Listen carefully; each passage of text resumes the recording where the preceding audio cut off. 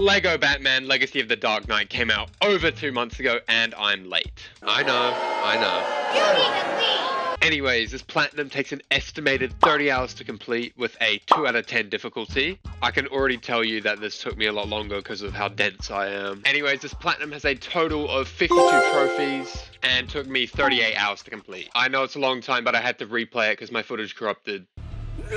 The first stage of the platinum is to complete the main story while getting any collectibles and other trophies along the way. Now, after platinuming harder games such as Red Dead 2 and the Insomniac Spider-Man games, a Lego game meant for kids shouldn't be too hard, right? I was very wrong. The story focuses on Bruce's upcoming leading into him actually becoming Batman. We see a young Bruce Wayne and his family getting ready to go to the movies. You end up searching for Bruce's grey ghost costume, which he for some reason needs to go to the movies. Oh my god, bro. You know why we're here. Oh my god, bro. You guys. Anyways, after finding all the pieces to his costume, we get the first trophy of the game. Now, because I'm on Steam, I do not actually have trophies, so I'll be back in a second.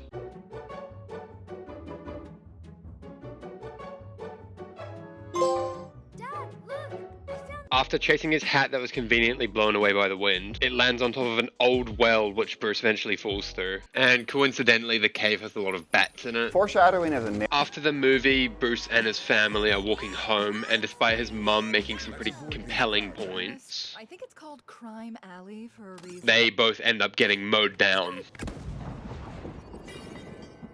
Anyways, it's here we're introduced to Mr. Falcone and my goat, Jim Gordon. The story then jumps to a time skip where Bruce is trying to prosecute Mr. Falcone for all the crimes he's committed. We get introduced to the Penguin, who is also part of Mr. Falcone's crime family. It's here that we also get the first taste of combat, as we beat up Mr. Falcone's street-level thugs. I ran the streets since I was young. Streets killed me.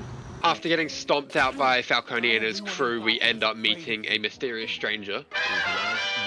He introduces himself as Ra's al Ghul. He's the leader of the League of Shadows, which he is very adamant about. Anyways, we cut to one of the most boring parts of the entire game, in my opinion. It's here that we meet Talia, who is also on the same mission that we are. This entire snowy mountain section is one of the most boring parts of the game because you literally just climb a mountain. I understand that it's meant to introduce you to different game mechanics, but come on. What? No, dude! After making it up the mountain, we're greeted by Raz and his gang of ninjas. We then get put into some combat training, which is literally the entire point of this arc. The main point of this arc is to teach you stuff like stealth takedowns, combat, dodging, stuff like that. Anyways, cutting to the end of the arc, we find some suspicious activity happening in the back room. And after struggling to open a puzzle door, we do make it into the back room and discover that Raz is actually a bad guy, as well as being Talia's father. Who could have guessed?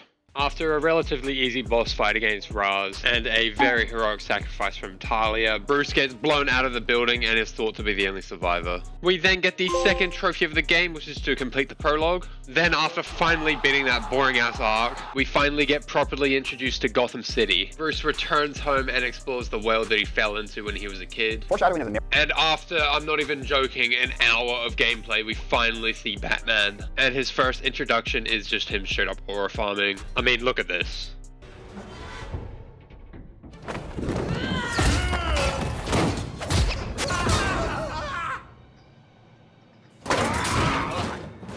Cinema. After a short mission of beating up Penguin's goons and chasing him all over the docks, we get our third trophy of the game, which is to unlock Jim Gordon, and directly after we get the achievement for placing a pin on the map. We then get into a dope-ass car chase, and a recreation of one of my favorite scenes from any Batman movie.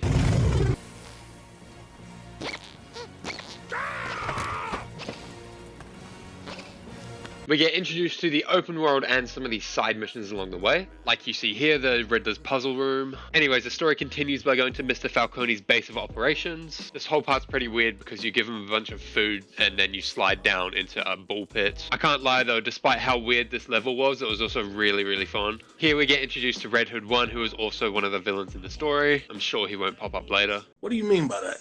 After very inconspicuously making our way down through the establishment, we end up on a dance floor. What? Yo, he hitting that though. Holy. Got rhythm though. Holy. Anyways, we witnessed the meeting with Mr. Falcone and Red Hood 1 go quite wrong. Mr. Falcone tries to escape, but gets tripped up by someone with a cat. I gotta say the foreshadowing in this game is quite peak. Boys. Foreshadowing is a After recovering a suspicious bear from the scene, we're told by Alfred to sneak into Wayne Tower to meet up with an old friend. Lucius then helps us discover the chemical makeup of the bear, where we find out that it's one of the building blocks for a laughing gas, where if it's combined with other bears in the city, there will be a big problem. Before we do any of that, we get to test out a new glider, which we got from Lucius, and I gotta say this is one of the best open world games I've ever played. Anyways, after chasing Red Hood 1 to a chemical plant, we track down some of the bears and start to analyze them. It's here that we actually see what the laughing gas does to people, as Red Hood uses it on his goons. And who could have guessed, but it makes them laugh. We also get introduced to the brutes, which are pain in the asses to take down. Like, it literally takes a minute to defeat one of them. Yeah, future Mark here, I have personal beef with these guys because of the AR trials. We end up chasing Red Hood through the Ace Chemicals plant. Also during this infiltration where we get another achievement for performing 100 stealth takedowns. Then after clearing out the room of bad guys, we make it to Red Hood's version of the Super Collider from Spider-Man, and we blow it up. After barely escaping, we end up chasing Red Hood 1 through the collapsing building, where he decides it's a good idea to pull out an RPG and keep on destroying the building. We eventually catch up to him, and with a couple more explosions, he decides to go out on his own terms and leave us hanging.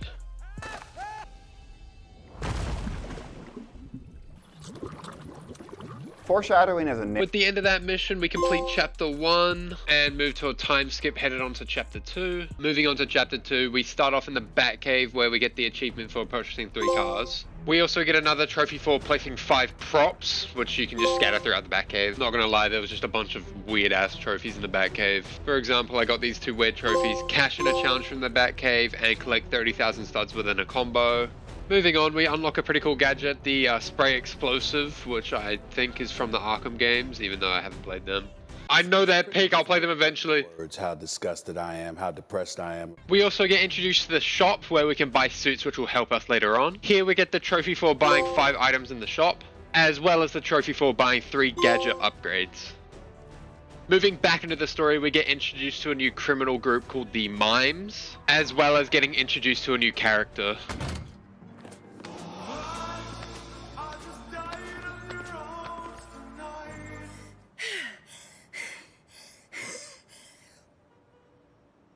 Meow.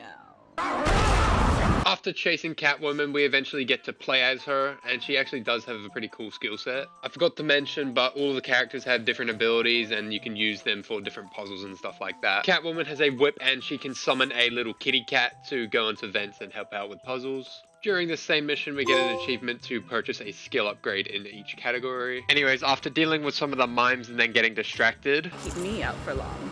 I'll be back. we do end up finishing the mission and unlocking Catwoman. The next part of the story has us going to the zoo, which unlocks one of the side quests for later in the game. But the main point of it is to track down the Penguin and bring him to justice. Anyways, after making it through Penguin's questionable defenses, This is a job for my trusty shark-repellent bat spray.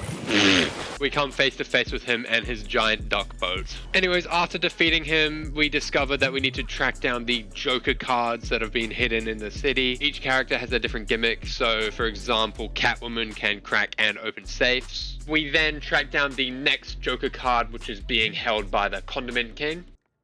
Yeah, don't ask me.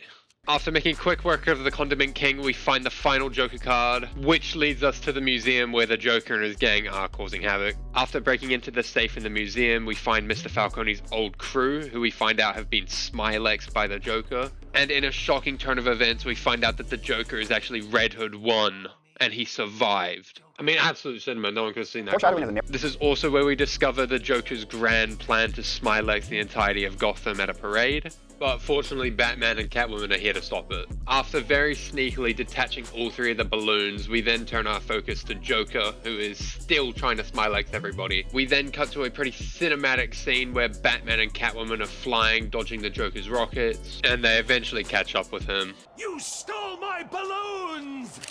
Anyways, after Catwoman shows him the business, Smile.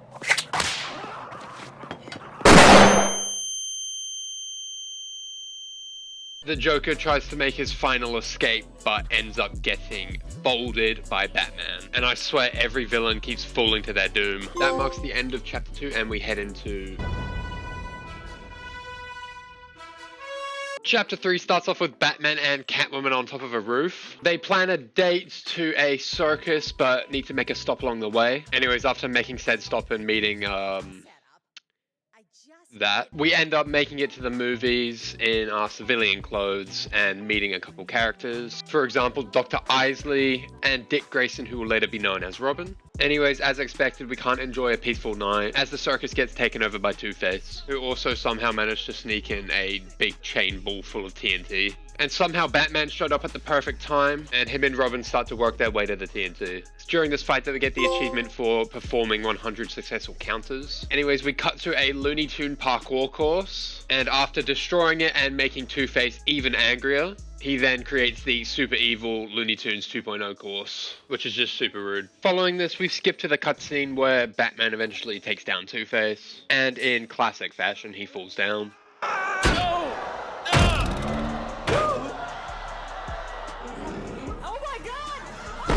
With the end of that mission, we unlock Robin and return to the Batcave so Robin can get his costume. Also, on the way to the next mission, we get a trophy for visiting every district. Anyways, we get led to Gotham's water and power plant where we encounter a pretty strange villain. His name's Kite Man, and he threatens us with this weird Venus flytrap, which also tries to eat him for some reason. After making quick work of it, we find out that it's not actually his and he is working for someone else. This then leads us to the Botanical Gardens where we have to fight a bunch of weird ass plants. After defeating all the plants and very methodically making our way to the final boss, we find out that it was Dr. Isley all along, and she then spills chemicals all over herself and transforms into the Poison Ivy. Oh, shit. Anyways, after a relatively easy first phase, she then summons two big ass dragons made out of plants. I guess it's technically one, but it has two heads and they both shoot stuff at you, so... And I gotta say, this was the most anticlimactic boss fight ever. I mean, it's so boring I don't even have footage of it. And surprise, surprise, another villain meets their fate to gravity. With that, we end chapter 3 and head into chapter 4. Chapter 4 starts with a bunch of people at a ball hosted by Bruce Wayne. The point of the ball is to fundraise for a new energy project for Gotham. Anyways, it's here that we meet Batgirl, aka Barbara Gordon, Jim Gordon's daughter. And as expected, the ball is crashed by a random villain. This time it's the Firefly who decides to set the entire place on fire. I gotta say, it's a pretty fitting name.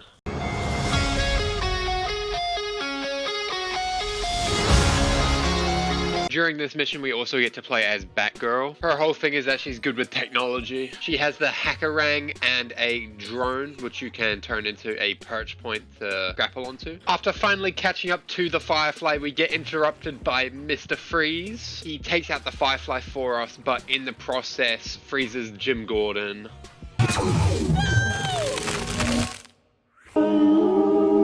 After hitting a corny ass one-liner, Mr. Freeze dips and leaves us with a frozen Jim Gordon. We then head back to the Batcave to try and find a cure for Jim. Mr. Freeze uses a special type of ice so that we can't unfreeze him normally. Anyways, we need to go to Wayne Tech because that's where Mr. Freeze used to work, and we need his research to find a way to unfreeze the ice. Batgirl also got Lucius to design us new suits, which thank God, because her original suit is actual dog shit. I mean, just look at this difference. It is so much better. After recovering the ingredients for a freeze antidote, we get the achievement for collecting 1 million studs. During a fight later in the mission, we get the achievement for defeating every type of enemy once. I was losing my sanity here. If another new enemy came up, I would have lost it. And after that, we cheese our way into the 99 combo achievement with the Batarangs. After tracking down the supplier for Mr. Freeze's super weapon that he plans to use on Gotham, we interrogate him and he gives up Mr. Freeze's location in the observatory. It's here where we see Mr. Freeze's big ass freeze ray. And who could have guessed Mr. Freeze wants to freeze all of Gotham with his freeze ray. Anyways, during this cutscene, we get the achievement for maintaining a max stud combo for 60 seconds. I'm honestly not too sure how I got this achievement. I think it was a glitch, but I'll take it. In this mission, Batman also gets frozen and we're introduced to Nightwing. If you don't know Nightwing, he's just Robin but grown up and he uses electricity in his weapons. But yeah, Batgirl and Nightwing fight Mr. Freeze in this big robot. This was actually a pretty cool boss fight. I like the fact that we play as someone other than Batman. Anyways, After beating Mr. Freeze and him falling into a barrel, we unlock Nightwing. We also finally get the antidote and unfreeze Jim. In between missions and just exploring the open world, we get the achievement for discovering 100 world events, as well as completing Chapter 4 and moving on to Chapter 5. Chapter 5 starts off with a montage of Batgirl and Nightwing as they get closer and closer throughout the years. Moving on, we cut to this contraption which Bruce plans to use to power Gotham. But before he can do anything with it, he gets a strange message. Yes, the Joker broke out of prison and is back! Honestly, who could have guessed? Then after another recreation of a goated scene,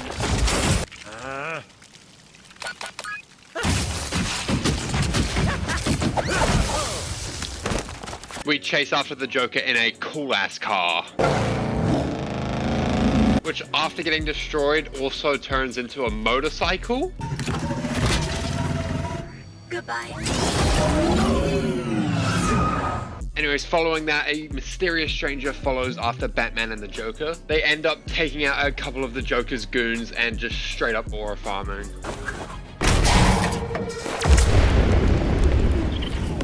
We then get to play as them, where they have this cool ninja dash ability. Also, I have to say, this was the longest tunnel ever. Like, this whole jumping from car to car thing lasted for literally 5 minutes. After then catching up to the Joker, he meets his fate again by a pothole. I swear you can't make this up. First time he falls, and then the second time it's a pothole. Why can't we have a villain get defeated by an actual playable character? We then get the trophy for unlocking Talia? Yeah, so much for the big reveal. Who are you? I thought you were the world's greatest detective. Talia. Talia reveals that she's in Gotham tracking the new leader of the League of Shadows. She then takes us to the docks to search for their whereabouts, where we are then redirected to an amusement park. It also forces us to ride the roller coaster after doing one of the puzzles, which was low-key fun as hell. Anyways, we finally make it inside the amusement park, where we ride another roller coaster and get stalked by a strange-looking fish. After making it to the conveniently set up planning board, Talia confirms that it is Bane who is behind everything. In order to get more information on Bane's whereabouts, we visit Arkham Asylum to meet the Joker and interrogate him on Bane's whereabouts, because Bane and the League of Shadows have been working with other criminals in Gotham. Anyways, after the Joker rage baits us and gets literally nowhere, we find out that this entire interrogation bit was a trap in order to lure Batman into Arkham Asylum, so all of the criminals that he's put away can get revenge. Anyways, cue the montage.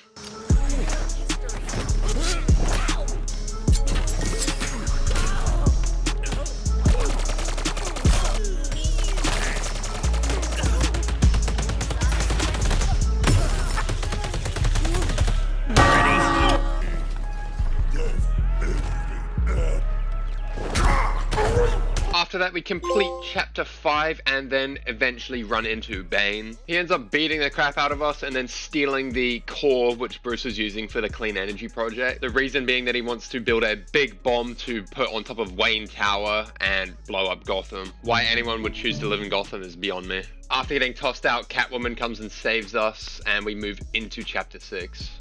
With Bruce/Batman out of commission, it's up to the other heroes in Gotham to stop Bane, and it's here as Nightwing we get the achievement for completing 20 challenges. After Batgirl and Nightwing fight their way through the city to get to Wayne Tower, they come face to face with Bane, but are interrupted by Catwoman and Batman, whose voice sounds a little weird. I wonder what that could be. Yeah, Bane's pretty surprised as well. After the police pull up, we beat Bane's first phase, and he gets pretty angry.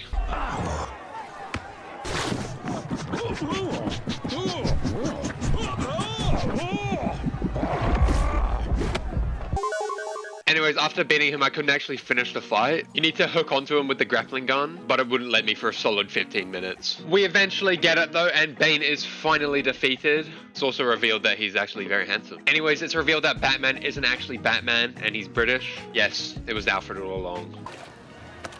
Hello, love. In a final plot twist, it's revealed that Talia is actually the final villain and was behind the League of Shadows all along. A very injured Batman and Nightwing are the ones to fight her. I can't lie, this fight was so annoying. The attacks produced from her suit were really weird. After beating Talia's first phase, we switch to Batgirl and Jim Gordon, who have the task of defusing the giant Dionysium bomb. This whole parkour part also lagged my PC so much that I barely have any footage of it, so I apologize. Anyways, Batgirl ends up defusing the bomb, and after reuniting with Jim, it's revealed that he's known that she's his daughter all along. And I gotta say, I love this wholesome moment compared to the dark themes of the past couple of chapters.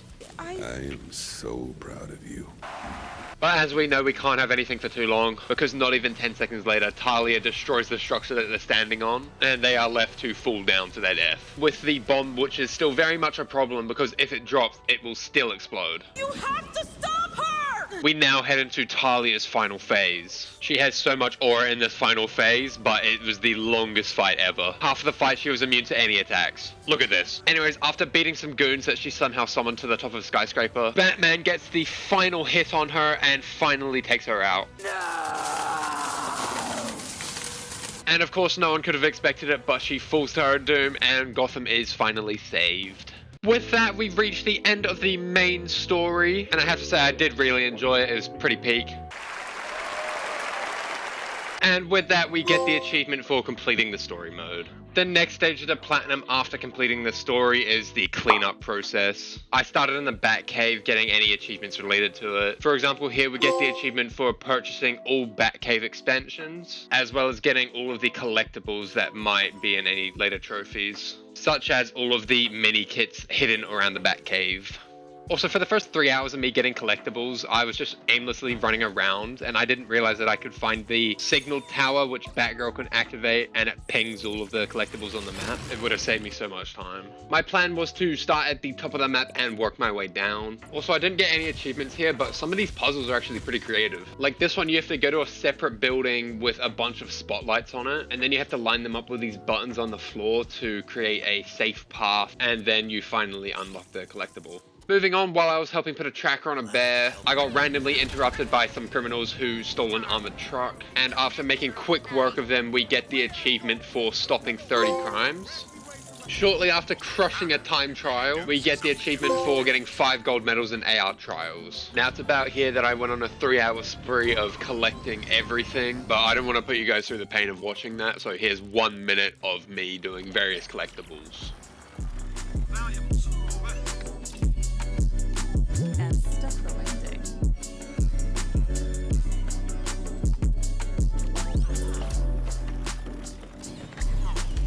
Worried about my little testy test, hero. Attention.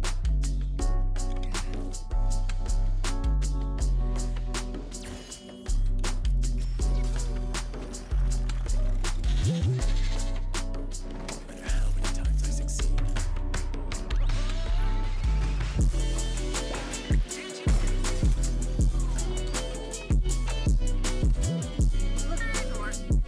Some sort of animal pyramid scheme?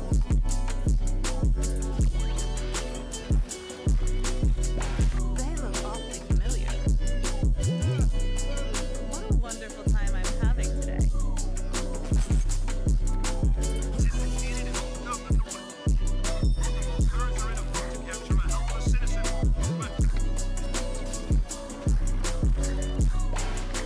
Anyways, after that, we get the achievement for preventing each crime type once. And I gotta say, the Batarangs are actually really good for cheesing some of these achievements. After that spree of getting all those collectibles and opening all of the Wayne caches, I had a few too many of the chips that you get from the caches, so I just spent all of them at once. And as you can see here, we get the achievement for purchasing all gadget upgrades for a single character. Now, after another short little collectible spree, we get the achievement for unlocking all of the Wayne tunnels hidden around Gotham. The tunnels are just used for fast travel, which makes it a bit easier to move around Gotham. Anyways, after that, I thought I would start doing some of these side missions. You have the collectibles, which I've also been doing, but there is also side missions which have a little bit of story involved, such as the Wayland trials, where we follow a man who is being chased by the GCPD. They think that he's responsible for a string of crimes, but he's just trying to run away because he is actually Killer Croc. He's actually a very chill guy. Apparently the sewers turned him into this. Anyways, he pleads for Batman to help him escape Gotham. I don't know why he needs Batman's help. He could literally just run away. I mean, look at him.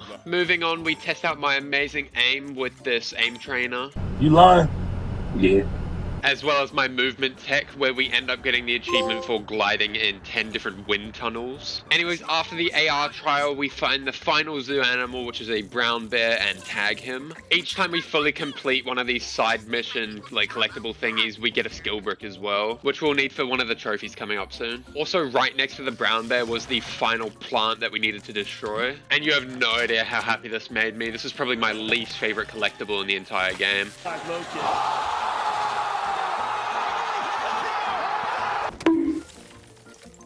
After that, we start to move to the final Wayne caches. There's a total of 200 of them, and when I tell you I was relieved after getting these, I mean it. I don't have any audio, but me standing here is just me letting out a massive sigh of relief. Moving on from that, I decided to do a bunch of puzzle rooms, as well as the Falcone Fortune side storyline. You might not remember, but it's about Mr. Falcone's secret stash of money. His daughter, who you will definitely remember,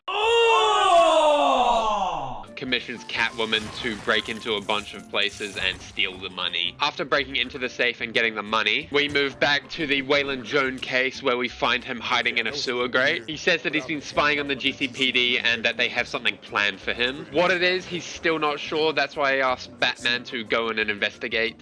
And after investigating, it's revealed that the GCPD has been stockpiling a bunch of weapons to take Waylon down. I know my goat wasn't part of it, though. He wouldn't be. Anyways, after returning to Waylon and telling him the truth, him and Batman come up with a plan to stage a fight so the GCPD don't have to blow him up and Batman can take all the credit for beating him. Now, on the way to the final showdown, we pass a couple of puzzle rooms. First up is one of the final Riddler puzzle rooms, as well as the final Clue Master puzzle room. Half of the collectibles in this game you need to complete a puzzle, and I have to say, out of the Clue Master and the Riddler, I would take the Riddler's puzzles any day. We eventually make it back to Waylon, and he makes his big debut.